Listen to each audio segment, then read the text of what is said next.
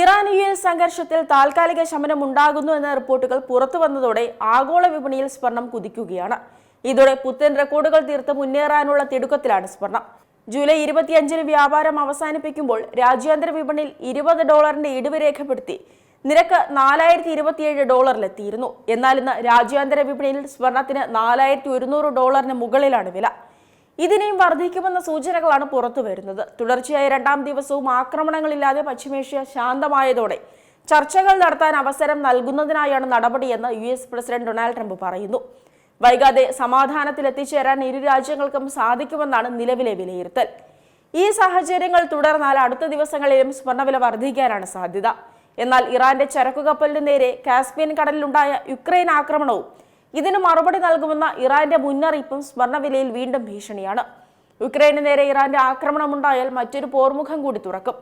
ഇത് crude oil അടക്കമുള്ള രാജ്യാന്തര വ്യാപാരത്തെ സാരമായി തന്നെ ബാധിക്കും. ഇതോടെ ക്രൂഡ് ഓയിൽ വില ഉയരാനും പണപ്പെരുപ്പം വർദ്ധിക്കാനും കാരണമാകും. പിന്നാലെ സ്വർണ്ണവില കുത്തനെ ഇടിയാനും സാധ്യതയുണ്ട്. കേന്ദ്ര ബാങ്കുകൾ വാങ്ങൽ തുടരുന്നത് സ്വർണ്ണവിലയ്ക്ക് ശക്തമായ പിന്തുണ നൽകുന്നുണ്ടെന്നാണ് സാമ്പത്തിക വിദഗ്ധർ പറയുന്നത്. കഴിഞ്ഞ മാസങ്ങളിൽ ചൈനീസ് കേന്ദ്ര ബാങ്ക് റെക്കോർഡ് വാങ്ങലാണ് നടത്തിയത്.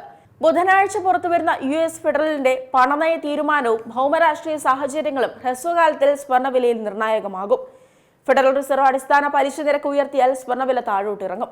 ഇത് രാജ്യാന്തര വിപണിയിൽ സ്വർണ്ണ ഔൺസിന് $4000 താഴെ എത്തുന്നതിന് വഴിയൊരുക്കിയേക്കും. ഇതോടെ രാജ്യാന്തര വിപണിയുടെ ചൂട് പിടിച്ച് കേരളത്തിലും സ്വർണ്ണവില കുറയാൻ സാധ്യതയുണ്ട്. അങ്ങനെയെങ്കിൽ 1 ലക്ഷത്തിന് താഴേക്ക് വരെ സ്വർണ്ണവില എത്താനാണ് സാധ്യത. എന്നാൽ നിലവിലെ സാഹചര്യം വിലയിരുത്തുമ്പോൾ അടുത്ത കാലത്ത് പലിശ വർധനവിന് സാധ്യതയില്ല.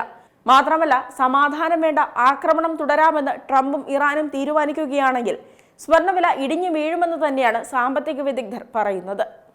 ഏറ്റവും പുതിയ വാർത്തകളും വിശേഷങ്ങളും വിരൽത്തുമ്പിലറിയാൻ സീ മലയാളം ന്യൂസ് എല്ലാ ഡിജിറ്റൽ പ്ലാറ്റ്ഫോമുകളിലും ലഭ്യം.